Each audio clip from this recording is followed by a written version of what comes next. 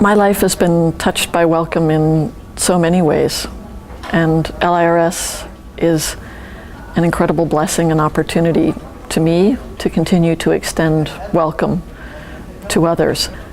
I lived and worked in Cambodia for a number of years, and shortly after I arrived, I traveled from Phnom Penh down to the border with Vietnam to a very remote area, to a village where the organization I worked with was providing assistance for digging wells, for fish ponds, creating pig banks, providing some basic animal health services.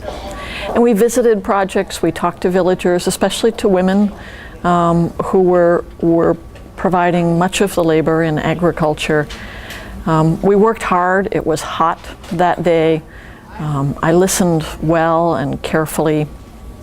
And at lunchtime, there was a gathering in the village. People had been working for hours already to prepare for our visit.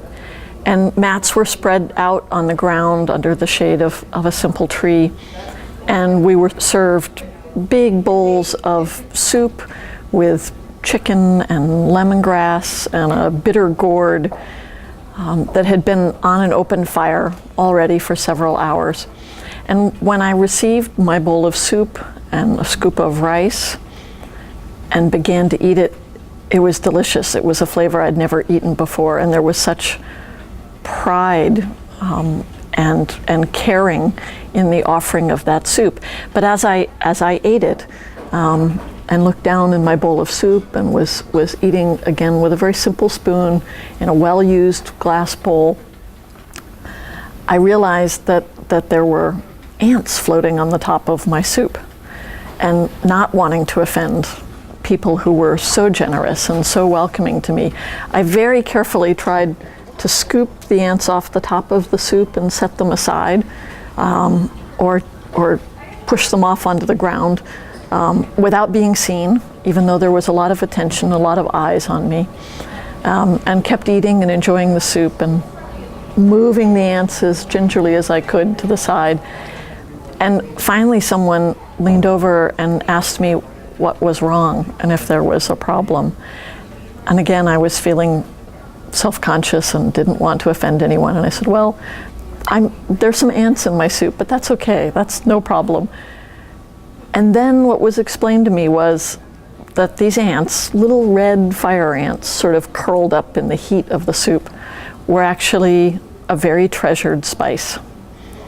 And that as part of the welcome and hospitality being extended to me that day, people had gone into the woods to collect the ants alive, to keep them alive, and then just before the soup was served, to put them for the spice on the top of the soup. And here I was, unknowingly, pushing them aside, scooping them off onto the ground, when in fact they were an incredible sign of love and respect and welcome to me. So for me, it was an important lesson that day, a lesson about generosity, about the hard work of welcome. It makes me think so often of people who labor under such difficult circumstances, and yet there they were, devoting time and energy to collecting little fire ants alive so that they could be a special garnish in a soup offered to a stranger visiting for the first time.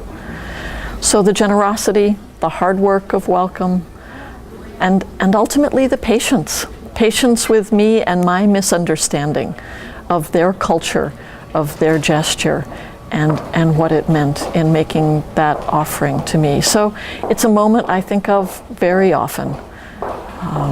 It's a moment that reminds me to look for the signs of welcome in places where they're not expected, and to see those moments as an incredible opportunity to learn from others.